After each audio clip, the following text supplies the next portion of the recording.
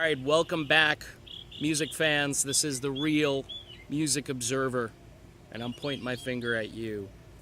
My name's Dave. I am observing real music. The Eagles are in the news yet again. This time they're suing a hotel in Baja California, in Mexico. You know, you gotta leave these Mexicans alone, okay? They're just trying to earn a living. Good old Don Henley, who... How much has Don Henley got to be worth at this stage? I mean, the royalty checks are still coming in. The concerts, okay, they got 2 big concerts scheduled. This East Coast, West Coast thing they're doing. The Ultimate Classic Rock Show, what is it, 6 bands or something like that. And the Eagles are there. So, the Eagles, who really, at this point in time, the Eagles are only Don Henley. Okay, Don Henley is the only official Eagle. Remember, the other guys in the band are hired hands. Tim Schmidt, Joe Walsh, and if it's Deacon Fry, I don't think he'll be brought up to the level of where his father was. That's my hunch, or if they replace the late Glenn Fry with someone else who sounds like Glenn Fry, that would be a better choice, I think, but maybe harder to deal with and harder to do. So really, this is all being initiated by Don Henley. Someone had to have tipped him off, hey, there's this hotel in Baja. They call themselves Hotel California. Oh no, they're infringing upon the name of an Eagles album.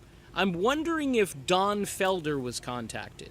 You know, Don Felder, the guy they kicked out of the band because he wanted a piece of the action, and the other guy said, really, you're not really a full member, even though back in 74 you were asked to join the band. So back in 74, when someone says, hey, Glenn Fry said it to him, actually said, hey, would you like to be a part of this band? I didn't know there was fine print attached to that question, but apparently there was. But I'm curious to know, are they letting Don Felder in on the lawsuit since he wrote all of the music to the iconic song? Or I know, it's Henley's song because he wrote these lyrics, which, by the way, the lyrics aren't about a hotel or California per se. It's about innocence and all this, you know, coming of age kind of stuff, or American decadence, or however Henley over the years has sort of, you know, the lyrics, the meaning of the lyrics have evolved over time if you've watched Don Henley talk about the song over the years. You know, us rubes out here can't think it's an actual hotel, because then we might have our own meaning in our own heads, which apparently you're not supposed to do. You gotta understand the songwriter and where he's coming from. So if you're thinking it's about, you know, cool breezes and dark nights and Calitas rising up through the air, whatever, it's not. But I think it's really stupid and foolish to bring some Mexican hotel to court because they're making a few bucks off of you guys. Heaven forbid, what are you guys charging for tickets? I mean, seriously, what the last concert tour, I looked it up, and ticket prices on average were like $300 to go see the Eagles. That's one ticket, not including all the fees and service charges and then, you know, parking and so forth. Yeah, they're a great band. Great American band. I'm the first to tell you, one of the greatest bands in history. American bands, it's like the Beach Boys, Chicago, the Eagles. That's American rock royalty. But the drama, I mean, Don Henley to me just seems to be a guy who, he kind of talks about the little guy, and, you know, he makes himself out to be sort of this defender of those who have little or less and who can't sort of get ahead in the world. He seemed to be that sort of guy. But to go after some hotel in Mexico because they're playing your music over the loudspeakers in the hotel, maybe because they're playing it without, you know, paying the royalties. I mean, come on, guys. How many times a day throughout the entire United States and all over the world for that matter, how often is your music played? And every time it's played, a few pennies get deposited into the bank account. And you do this all over the world. But you're going to come down hard on some hotel in Mexico. Just weird. It's just weird, but it shows you that whole Fry Henley persona, and not to beat on a dead guy here, I'm not throwing Glenn Fry under the bus right now, it's just Henley.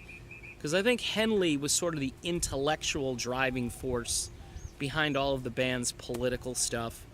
And maybe Glenn was a willing participant when he was around, when he was alive. But at this point in time, dudes, you've got tons of money, you've got fame, notoriety, you're reuniting yet again without your founding member, which I think is a little bit distasteful, but, you know, the money's going to roll in. And that's the big word here, money.